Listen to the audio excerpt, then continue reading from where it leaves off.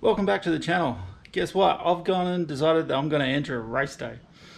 So that means I've got to do a few things with my bike to make sure that it's ready and legal to be raced. So let's go over this. First thing I've done, put back on my normal tyre that I typically run, that 125/80 Dunlop from Europe. That's on. I've had to re-lock wire everything, make sure that all that's done. I'll just give you a quick rundown of where I've done that in a bit. I've changed my coolant from normal glycol based coolant to a non-glycol based coolant, because basically glycol gets really slippery if it gets spilt on the track, so we don't want any of that, whether it's from venting or from a crash or anything. If that gets on the track, other bikes can crash. So non-glycol coolant in there. I've still got to clean the air filter, and I've got to attach the antenna for my lap timer, and that should be it. So I'm not really going to bore you with all the details. I'm just going to smash together a bit of a quick montage of finishing it off. Some of the work I've already done prior to this, so I'll just cut and show that in. So I'll be wearing some different clothes and whatever. Yeah, here we go. First race weekend.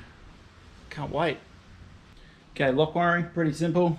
Just need a set of lock wiring pliers. You can use normal pliers, but these make the job really easy. And some wire. I'm just using fencing wire. You can use the fancy stainless steel or aviation spec stuff if you want, but believe it or not, some galv fencing wire is probably all you need. These bolts have been drilled.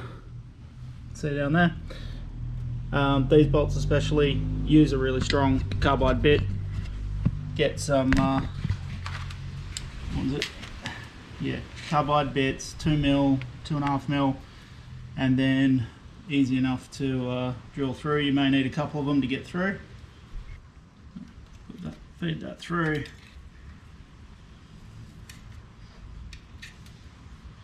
A little bit past where you want to go.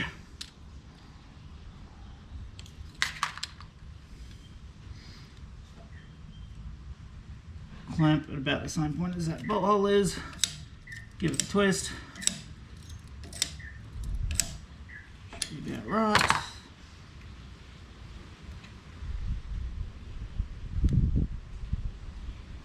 Split the wire, put it through, put one bit of wire through. There we go, that's reasonably tight. Grab the ends again. Lock them in place, give it a pull. There we go, trim off any excess. There you go, one nicely lock wired brake caliper. Now, this is a WA specific thing from what I understand.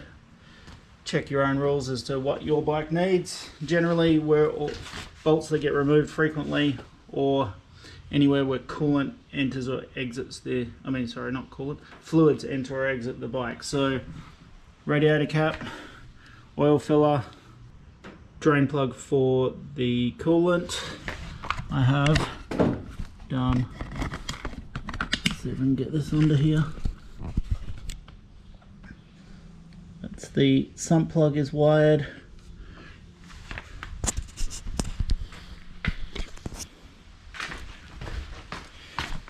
And the other thing I've done is I've put these hose clamps around here. What they do is they stop it, this thing being able to turn, because it jams up against that post that's in there, and so my oil filter can't unscrew because they're jammed up tight against it. Okay, while I was doing that, I actually found where the leak was the other day. It was actually on my vent hose. So you see that little guy there, a tiny little hole on that black line, just where my little finger is. So I'm actually really happy with that. That just means now I know exactly where that water was coming from. I don't have to worry about head gaskets and overpressure, other things, and hose clamps being wrong and things like that. I know exactly where it is. I can get that fixed quite quickly, quite cheaply. I'm going to head off to the parts store, go get a replacement hose straight away. I actually had any of that hose that I wanted. So what I've done is I've actually rated my breather system. That's the old bit in there. That's the new bit in there. that'll do the job. This system all runs under vacuum, so it doesn't really matter.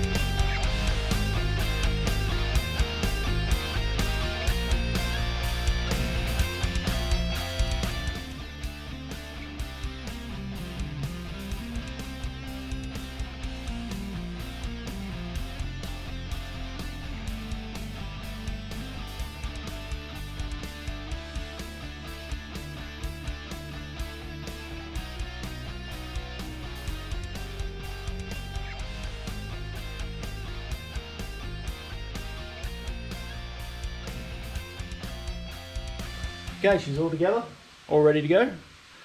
Really looking forward to the weekend. Let's hope it all goes really well. The next video should be me doing the race weekend. Got one tuning day and one race day.